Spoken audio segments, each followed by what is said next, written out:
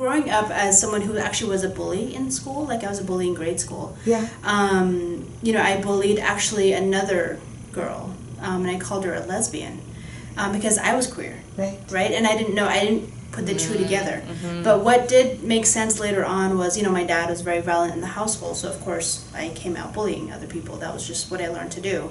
But what the principal actually ended up doing, which was not a way to also handle it, was they brought me in, they brought the mom and the kid in, and they basically were like, you either apologize here and quit this, or we bring your dad in. Okay. And they didn't know my dad, like they didn't know how violent he was. So in my mind, I'm like, oh, you're threatening me with a bigger bully, so I'm definitely stopping, right? So then I totally just went into a shell, like, of course, and I just quit contact with a lot of kids because I'm like, oh, whatever contact I make, it's going to be hurtful because that's what I know to do, right? That's what I was conditioned to do. And what I wish had happened was that they would have brought you know, us in, you know, in different ways, but definitely given me the message that, you know, you're a good person, but this behavior needs to stop, right?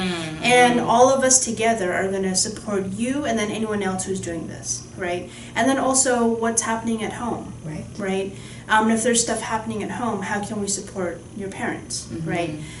Because one of my older siblings ended up going into foster care because my dad hit her. So there was intervention on that level. And then, you know, I'm actually also against state intervention because they bust up a lot of homes anyway, most particularly people of color homes. If you have enough money, you can buy your way out of jail, you can buy your way out of public service, right? So with a therapist, a public therapist, or even the system, right? You can get yourself a private therapist and keep it hidden, right? If you have enough money. But if you don't, then you're in the system and, you know, you're shit out of luck, right? That's sort of your life from then on. It's public.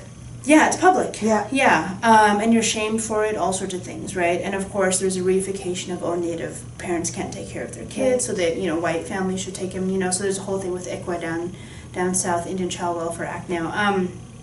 Anyway, so I wish they would have sort of, you know, done a lot of checks and balances and basically given me the message that I'm okay, behavior's not okay, let's get you to learn something else. And then also, let's let the adults take care of it. This is not your job, right? And then what are we doing as adults to allow this to happen, right? Because I was getting lots of permission indirectly from everywhere that it was okay to do this, right? And that was the culture. Like, how old am I? 37, you know, 20 plus years ago, right? You know, I was playing games called Smear the Queer, right? King of the Hill, right? So that was just the culture, was to be dominant, to dominate other kids, right?